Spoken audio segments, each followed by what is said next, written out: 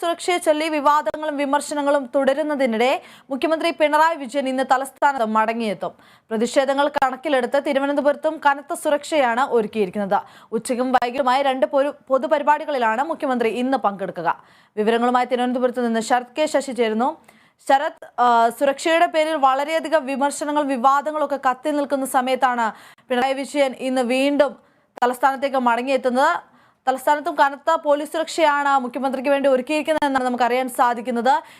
ഇന്നലെ കണ്ണൂരിലെയും കാസർഗോഡെയും പോലെ കരുതൽ തടങ്കൽ തുടങ്ങിയ നടപടികളൊക്കെ തലസ്ഥാനത്തും ഉണ്ടാകുമോ? കഴിഞ്ഞ ദിവസങ്ങളിൽ കണ്ണൂർ, കാസർഗോഡ് ജില്ലകളിൽ മുഖ്യമന്ത്രിക്ക് വേണ്ടി അത്യസാധാരണ സുരക്ഷയാണ് പോലീസ് ഒരുക്കിയത്. ഇതേ തുടർന്ന് സർക്കാരിനെതിരെ വലിയ വിമർശനം ഉയരുകയും ചെയ്തിരുന്നു. മുഖ്യമന്ത്രിയുടെ ഈ ഒരു യാത്ര, ഈ അതീവ സുരക്ഷയോടുകൂടിയുള്ള യാത്ര പ്രതിപക്ഷം വലിയ രാഷ്ട്രീയ ആയുധമായി ഉപയോഗിക്കുകയും ചെയ്യുന്നുണ്ട്. ഇങ്ങനെ ഈ ഒരു വിമർശനം മുഖ്യമന്ത്രിക്കെതിരെ തുടരുന്ന സാഹചര്യത്തിലാണ് ഇന്ന് മുഖ്യമന്ത്രി തലസ്ഥാനത്തേക്ക് മടങ്ങിയെത്തുന്നത്. കഴിഞ്ഞ ദിവസങ്ങളിലൊക്കെ തന്നെ മുഖ്യമന്ത്രിക്ക് നേരെ പലതരത്തിലുള്ള പ്രതിഷേധങ്ങളാണ് അരങ്ങേറിയത്. കരിങ്കൽ പ്രതിഷേധം ഉൾപ്പെടെ വിവിധ ഇടങ്ങളിൽ ഉണ്ടായിരുന്നു. അതുകൊണ്ട് തന്നെ തലസ്ഥാനത്തും വളരെ ശക്തമായ ഒരു സുരക്ഷ മുഖ്യമന്ത്രിക്ക് ഒരുക്കുമെന്ന് തന്നെയാണ് പോലീസ് വൃത്തങ്ങൾ നമ്മളോട് വ്യക്തമാക്കുന്നത്. നിലവിൽ എത്ര പോലീസുകാരെ വിന്യസിക്കും എന്നതിനെ സംബന്ധിച്ചിട്ടുള്ള വിശദാംശങ്ങൾ നൽകിയിട്ടില്ല. എങ്കിലും അദ്ദേഹം 2 പരിപാടികളിൽ മുഖ്യമന്ത്രി ഇന്ന് പങ്കെടുക്കുന്നുണ്ട്. ആ 2 പരിപാടികളിലും നേരത്തെ തന്നെ ശക്തമായ സുരക്ഷാ ക്രമീകരണങ്ങൾ സജ്ജമാക്കുക എന്നുള്ളതാണ് പോലീസ് നിലവിൽ തീരുമാനിച്ചിട്ടുള്ളത്.